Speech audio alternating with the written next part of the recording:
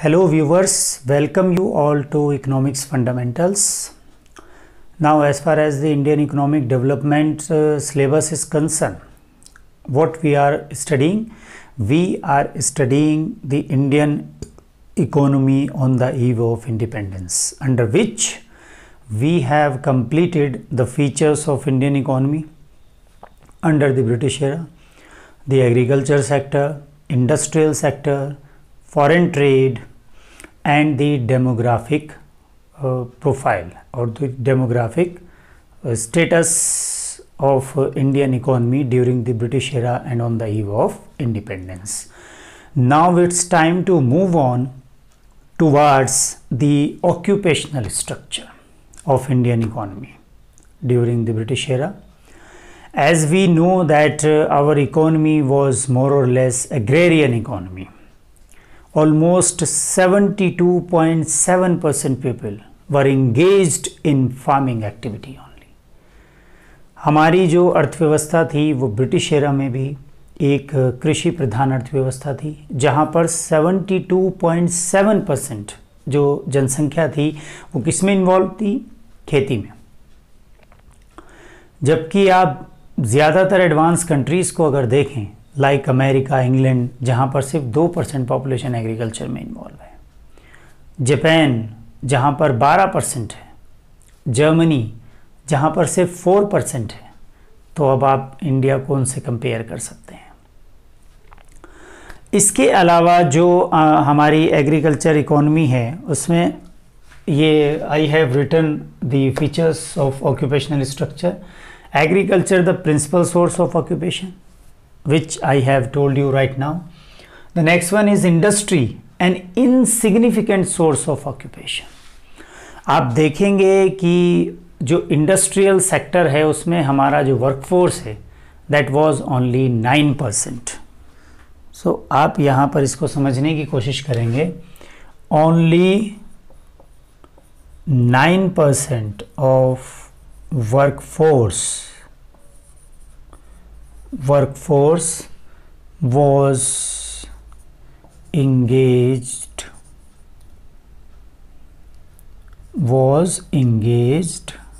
in manufacturing और mining, है ना, मैन्युफैक्चरिंग एंड माइनिंग। अब आप देख सकते हैं in comparison to America where it is 32%। अब अमेरिका में ये शेयर कितना है और USA what is called as it is 32%. In England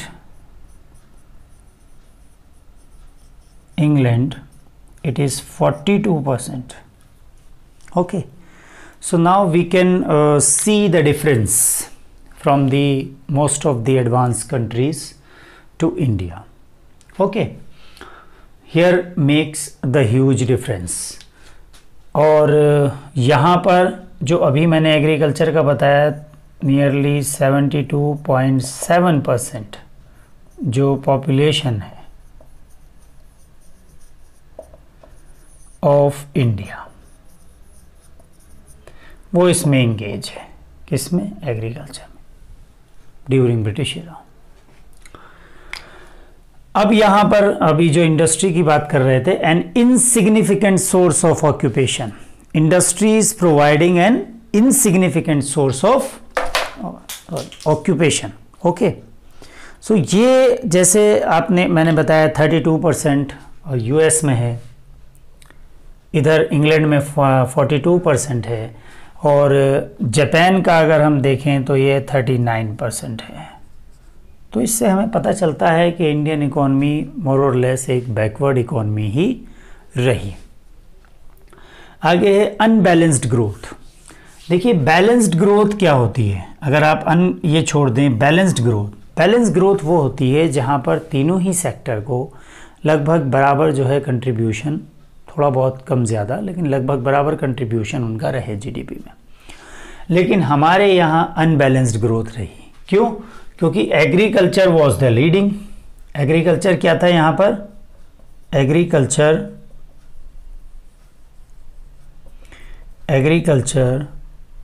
was the leading sector the leading sector, है ना. It was accommodating 72.7% of working population and was providing the 50% share of GDP. So ये leading sector था और बाकी सभी sectors आप देखते हैं 9% है, सर्विसेज 15 से 20% था. तो इस तरीके से ये जो है हमेशा इनके जो शेयर थे वो एग्रीकल्चर सेक्टर के मुकाबले काफ़ी कम थे. इस वजह से जो हमारी ग्रोथ थी that was not balanced. So in conclusion we can say that Indian economy was a backward economy on the eve of independence. Now you can pause the video to note it down, then I will tell you some more information regarding the status of Indian economy on the eve of independence.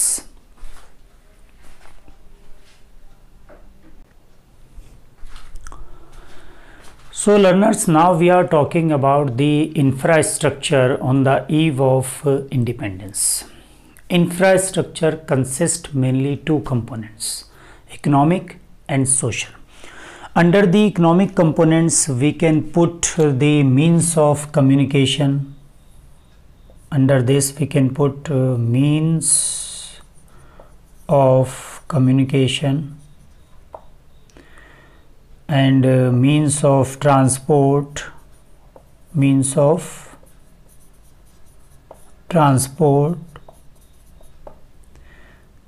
or power and energy, etc. like this. So economic change में हम ये चीज़ें major करते हैं. Social change के अंदर educational, health and housing, education,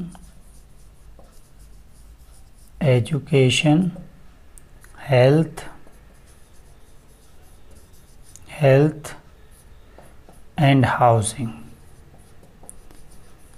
okay, ये चीज़ें हम जो है इसमें मेजर करते हैं. पहला आपका है कि रेलवे जो है वो इंट्रोड्यूस हो चुका था 1850 में ब्रिटिशर्स के द्वारा, और 1854 में जो पहली ट्रेन मुंबई से थाने चली. रेलवे ने क्या किया? It facilitated the free movement of British finished goods towards the domestic Indian market.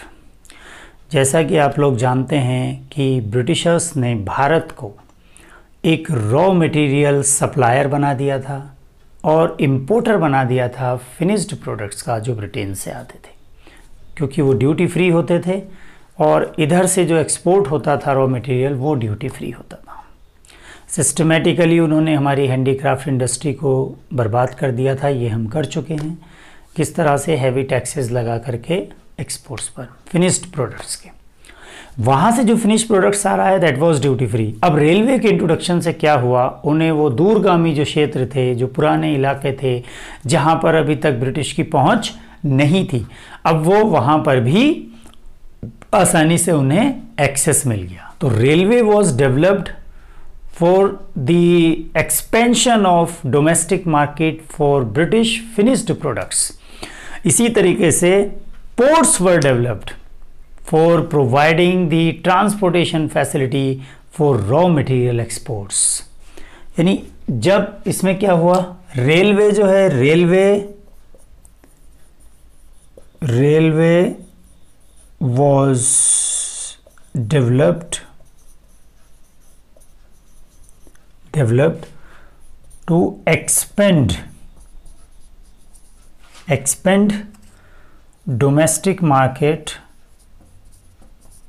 domestic trade for domestic market. Yes, we can write domestic market for British finished goods. Okay, and ports were developed for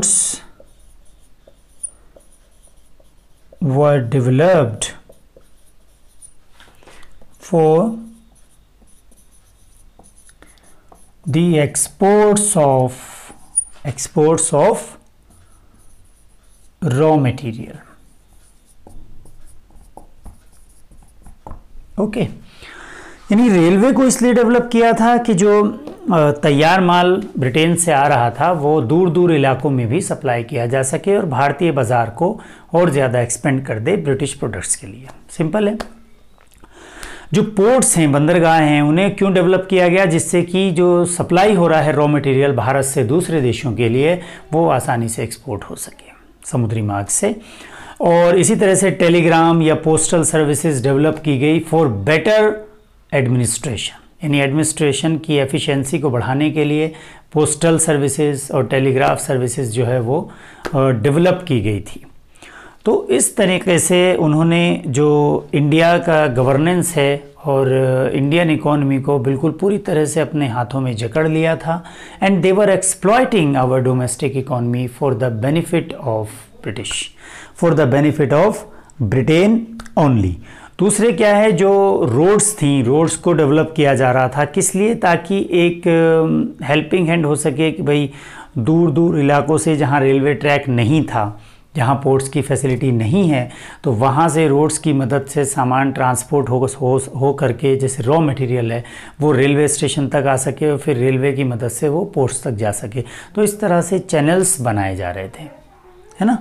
तो now you can pause the video to note it down, then I will tell you that whether the introduction of railway was beneficial for Indian economy or not, and what were its pros and cons.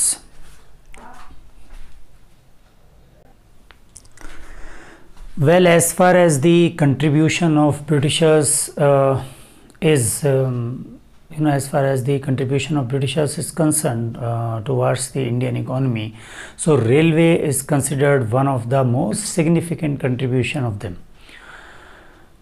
They introduced railway, as I told you earlier, in 1850, and the motive was only to extend their own benefits, but hence it was helpful to some extent for our people also. And still we are getting benefits from the services of railways. So as far as the benefits, the positives of railways is concerned, they are goes as follows, and then we will talk you about negatives also. So first we are talking about the positives. Railway facilitated expansion of domestic market.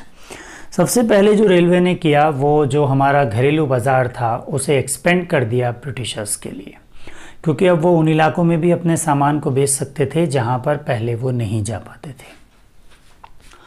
दूसरा था आपका it facilitated commercialisation of agriculture. Yes, जैसे कि किसानों को force किया जा रहा था कि वो कमर्शियल एग्रीकल्चर में पार्टिसिपेट करें, कैश क्रॉप्स उगाएं in comparison to food crops. तो अब वो कमर्शियल क्रॉप्स को उगाने के बाद फिर क्या है, अब उसे अच्छी तरह से बेच सकते थे, मार्केट प्राइस का उन्हें पता लग सकता था क्योंकि उनको एक्सेस मिल गया था मार्केट का, ट्रांसपोर्टेशन डेवलप होने की वजह से।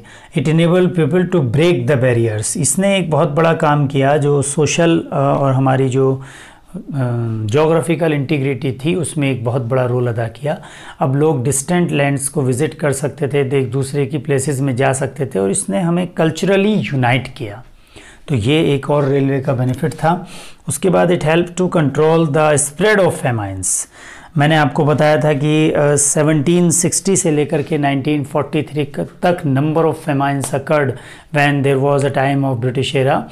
सो इसमें मोस्ट सिग्निफिकेंट था बंगाल का जो 69-70 का था, और टोटल इसमें 85 मिलियन पीपल्स वर किल्ड। ये तो एक ऑफिशियल रिकॉर्ड है, इससे ज़्यादा भी हो सकते हैं।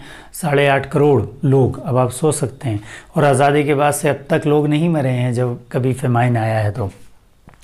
तो जो अकाल पड़ते थे, फेमाइंस आते थे, इनको कंट्रोल करने में इसने बहुत मदद की। कैसे? जैसे एक इलाके में अकाल पड़ा तो वहाँ क्या हुआ, जो फूड प्रोडक्ट्स हैं उनकी कमी पड़ गई, लोगों को खाना नहीं मिल रहा था। अब रेलवे की मदद से वहाँ खाना आसानी से पहुँचाया जा सकता था। अदरवाइज़ फिर क्या होता था, धीरे धीरे दूसरे इलाकों का भी ख़त्म हो जाता था, फिर उसके बराबर के इलाकों का ख़त्म होता था, और इस तरह से प्रॉब्लम बहुत सीवियर हो जाती थी। लेकिन रेलवे के इंट्रोडक्शन के बाद अब इसको कंट्रोल करने में काफ़ी आसानी हुई। अगर हम नेगेटिव्स की बात करें तो यस ऑफ कोर्स रेलवे ने कंट्रीब्यूट किया किसके लिए, for colonial exploitation of Indian economy और डोमेस्टिक मार्केट। इससे अब ब्रिटिशर्स को जो है एक्सेस मिल गया था हमारे बाज़ार में, और वो क्या करने लगे थे, वो अब हमारा कॉलोनियल एक्सप्लॉयटेशन और बढ़ गया था। Finished goods could be easily transported. जो फिनिश्ड गुड्स जैसे मान लीजिए टेक्सटाइल, जो कपड़े मैनचेस्टर से आते थे, उन्हें आसानी से अब ट्रांसपोर्ट किया जा सकता था, इजीली एक जगह से दूसरी जगह दिया जा सकता था। इसीलिए रोड्स का भी डेवलपमेंट हो रहा था। जहाँ पर रेल नहीं जा सकती थी वहाँ सड़क मार्ग की सहायता से ये काम किया जा सकता था। फिर spread of railway led to spread of market for britishers. Hence हम ये कह सकते हैं कि इस प्रकार रेलवे के बढ़ने से कुछ और तो इतना नहीं हो पाया जितना कि अंग्रेज़ों के लिए या ब्रिटिशर्स के लिए हमारा बाज़ार बढ़ गया। यानी रेलवे बढ़ने का मतलब था कि ब्रिटिशर्स के लिए हमारी मार्केट या हमारा बाज़ार जो है वो बढ़ चुका था। अब हम क्या कह सकते हैं कि was there any positive effect of the britishers over the Indian economy और एवरीथिंग वॉज नेगेटिव्स। सर्टेनली अगर हम मोटिव्स की बात करें तो ब्रिटिशर्स का मोटिव कभी भी भारतीयों के हित में नहीं था, तो उनसे कुछ हमें पॉजिटिव्स नहीं मिला। ये अलग बात है कि उन्होंने जो डेवलपमेंट किया, से फॉर एग्ज़ाम्पल रोड्स का डेवलपमेंट किया, जैसे उनसे पहले ऑल वेदर रोड होती ही नहीं थी, तो बरसात में क्या होता था, जो एक्सेस था या लिंक है वो रूरल एरियाज़ का अर्बन एरियाज से टूट जाता था। लेकिन उन्होंने ऑल वेदर रोड का निर्माण किया था, उन्होंने अपने बेटर एडमिनिस्ट्रेशन के लिए किया था, लेकिन उससे हमारी कनेक्टिविटी बढ़ी, हमें मिला। और दूसरे क्या हुआ, जैसे जो आपका कमर्शियल आउटलुक मिल गया हमारे फार्मर्स को। ट्रांसपोर्टेशन के डेवलपमेंट होने के बाद अब हमारे जो किसान थे, जो लोग पहले कमर्शियल क्रॉप्स नहीं उगा रहे थे, खाली सब्सिस्टेंस फार्मिंग पर ही हमारा देश चल रहा था, उनका आउटलुक अब कमर्शियल होने लगा।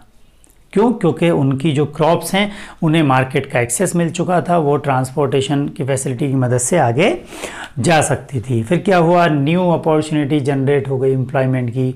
मान लो कोई प्रोजेक्ट आएगा, रोड बन रही है या रेलवे ट्रैक बिछ रहा है, तो उससे एम्प्लॉयमेंट भी जनरेट होगा ही होगा, है ना। और फिर क्या हुआ, एक और जो बड़ा सिग्निफिकेंट चेंज हुआ वो हुआ कि मॉनेटरी सिस्टम ऑफ एक्सचेंज अब हमारे देश में ज़्यादा बढ़ गया था। पहले हम बार्टर सिस्टम से ही काम चलाते थे। You are really you should know that what is barter system. 10th class में भी पढ़ा आपने और अभी भी पढ़ा आपने, 11th में भी इस पे बात हुई। Barter system is a system which is known as commodity economy, CC economy, where goods are exchange with goods. जब हम केवल सामान के बदले ही सामान बदल देते थे, अब उस सिस्टम को मॉनेटरी सिस्टम ने टेक ओवर कर लिया था। और एक और जो बहुत इम्पोर्टेंट चेंज आया ब्रिटिशर्स की वजह से कि they have left for us a system of good governance. यानी उन्होंने हमारे जो पॉलिटिशियंस थे, जो हमारे लीडर थे, उन्हें एक बना बनाया सिस्टम, एक जो एफिशिएंट सिस्टम था एडमिनिस्ट्रेशन का, वो मिल चुका था। इसीलिए आज भी हम देखते हैं आईपीसी जो इंडियन पिनल कोड है, उसकी जो धाराएं हैं बहुत सारी वो वही चली आ रही हैं जो ब्रिटिशर्स अप्लाई करते थे। वही जुडिशरी की जो प्रोसीडिंग्स हैं वो उसी तरह होती है, वही सिस्टम हम फॉलो करते हैं, क्योंकि जो बढ़िया सिस्टम होता है उसे कैरी ऑन करने में कोई बुराई नहीं है। तो इस तरह से बहुत सारी पॉजिटिविटीज़ भी हैं जो हमें ब्रिटिशर्स से मिली, though their intention was not as such, but this we have got luckily, क्योंकि उन्होंने वो यहाँ पर इंट्रोड्यूस कर दिया था। अब रेलवे उन्होंने इंट्रोड्यूस कर दिया तो आज हम उससे फ़ायदा उठा रहे हैं। ऑल वेदर रोड्स की कंस्ट्रक्शन उन्होंने बताई, आज हम उसका फ़ायदा उठा रहे हैं, स्पेशली हिली एरियाज़ में। तो इस तरीके से ये जो आपका हमारा जो फर्स्ट यूनिट है उसमें Indian economy during 1947 to 1990 and then economic reforms and Indian economy on the eve of independence, उसका ये जो फर्स्ट पार्ट है Indian economy on the eve of independence, that has been finished now. अब हम next class से जो है वो इंडियन इकॉनमी ड्यूरिंग 47 और 52 1990, इस दौरान में भारतीय अर्थव्यवस्था में क्या क्या बदलाव हुए, यानी इंडिपेंडेंट इंडिया में, और 1990 तक क्या क्या चेंजेस आए, क्या क्या बदलाव हुए, अब हम इस पर बात करेंगे। आई होप आप लोगों को समझ में आ रहा है, और अगर आप लोगों ने अभी तक हमारा चैनल सब्सक्राइब नहीं किया तो please subscribe it. Thank you for watching.